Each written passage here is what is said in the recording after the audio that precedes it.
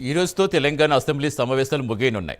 ద్రవ్య వినిమయ బిల్లుకు సభ ఆమోదం తెలుపనుంది. ఈరోజు ఉభయ సభల్లో ప్రశ్నోత్తరాలు రద్దు చేశారు. శాసనసభ మండలిలో కాగ్ రిపోర్ట్ టేబుల్ చేయనున్నారు.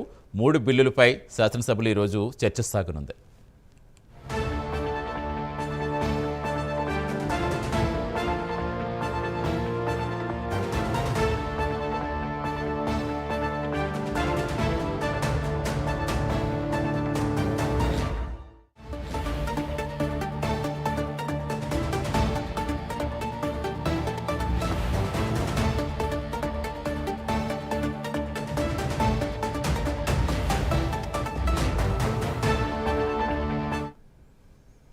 ఈ రోజుతో తెలంగాణ శాసనసభ సమావేశాలు ముగియనున్నాయి. పూర్తి సమాచారం ఇచ్చేందుకు మా కరెస్పాండెంట్ నాగేంద్ర జాయిన్ అవుతున్నారు. Good morning Nagendra. ఈసారి సమావేశాలు చాలా హాట్గా సాగాయి.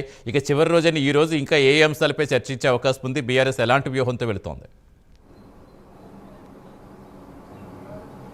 Thank you Satish. ఈ నెల 12వ తేదీన ప్రారంభమైనటువంటి తెలంగాణ అసెంబ్లీ బడ్జెట్ సమావేశాలు ఇప్పటివరకు కూడా రసవత్రంగా కొనసాగాయని చెప్పాలి. ఈరోజు చివరి రోజు కావడంతో హాట్గా అసెంబ్లీ సమావేశాలు కొనసాగేటటువంటి అవకాశం కనిపిస్తుంది. ఈరోజు ముఖ్యంగా బడ్జెట్కి సంబంధించి ఆమోద ముద్ర తెలపబోతున్నారు. ముఖ్యంగా బడ్జెట్ ఈరోజు శాసనసభలో అదేవిధంగా మండలిలో 2 చోట్ల కూడా బడ్జెట్కి సంబంధించినటువంటి అంశం పైన ప్రధానంగా ఇప్పటివరకు కూడా చర్చ జరిగింది. రెండింటికి కూడా ఆమోద ముద్రకు సంబంధించినటువంటి అంశంపైనే చర్చ జరగబోతుంది. ప్రధానంగా ఈరోజు 3 బిల్లులకు సంబంధించినటువంటి అంశం పైన చర్చించి ఆమోద ముద్ర తెలపబోతున్నారు. దాంట్లో ప్రధానంగా ట్రాన్స్ప్లాంటేషన్ ఆఫ్ హ్యూమన్ ఆర్గాన్స్కి సంబంధించినటువంటి బిల్లును ఆరోగ్య శాఖ మంత్రి ప్రవేశపెట్టబోతున్నారు. ప్రవేశపెట్టిన తర్వాత చర్చించి ఆ బిల్లుకి సంబంధించినటువంటి ఆమోద ముద్ర అయిపోతున్నారు. దీంతోపాటు మరొక వైపు ద్రవ్య వినిమయ బిల్లు 1, 2 రెండింటిని కూడా ఆర్థిక శాఖ మంత్రి ప్రవేశపెట్టి వాటికి కూడా ఆమోద ముద్ర వేయబోతున్నారు. ముఖ్యంగా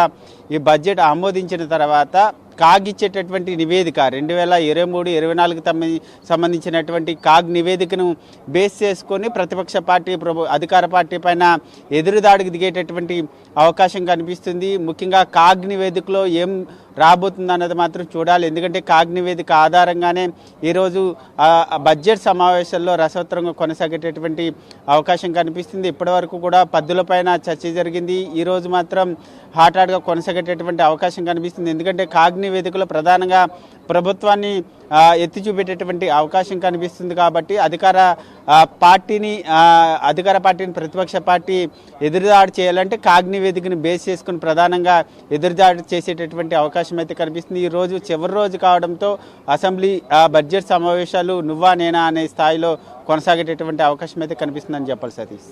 రైట్, థ్యాంక్ యూ నాగేంద్ర.